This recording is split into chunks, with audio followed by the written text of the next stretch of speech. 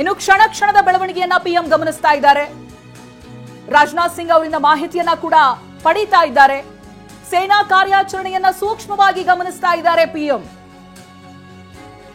ಏನಾಗ್ತಾ ಇದೆ ಪ್ರತಿ ಕ್ಷಣದ ಬೆಳವಣಿಗೆಯನ್ನ ಗಮನಿಸ್ತಾ ಇದ್ದಾರೆ, ಜೊತೆಗೆ ಮಾಹಿತಿಯನ್ನ ಕೂಡ ಪಡೀತಾ ಇದ್ದಾರೆ ರಕ್ಷಣಾ ಸಚಿವರಿಂದ. ಇಂಥ ಸಂದರ್ಭದಲ್ಲಿ ನಿಜಕ್ಕೂ ಪ್ರಧಾನಿಯವರಿಗೆ ನಿದ್ರೆ ಅಂತೂ ಬರೋದಿಲ್ಲ. ರಾತ್ರಿ ಎಚ್ಚರವಾಗಿದ್ದು ಏನಾಗ್ತಾ ಇದೆ, ತಮ್ಮ ಸೇನೆ ಏನ್ ಮಾಡ್ತಾ ಇದೆ ಅನ್ನೋದನ್ನ ಗಮನಿಸ್ತಾ ಇದ್ದಾರೆ. ಮೂರೂ ಸೇನೆಗಳಿಗೆ ಸಂಪೂರ್ಣವಾದಂತ ಫ್ರೀಡಂ ಕೊಟ್ಟಿದ್ದಾರೆ, ಟೇಕ್ ಯೋರ್ ಕಾಲ್ ಅಂತ.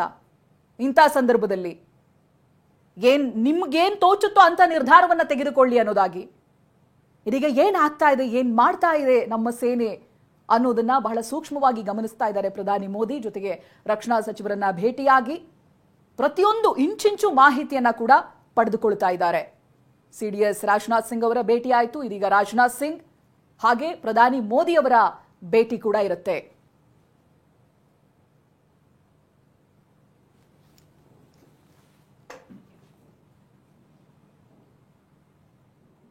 ನೋಡಿ, ಕ್ಷಣ ಕ್ಷಣದ ಮಾಹಿತಿಯನ್ನ ಪಡೆದುಕೊಳ್ತಾ ಇದ್ದಾರೆ ಮೋದಿ.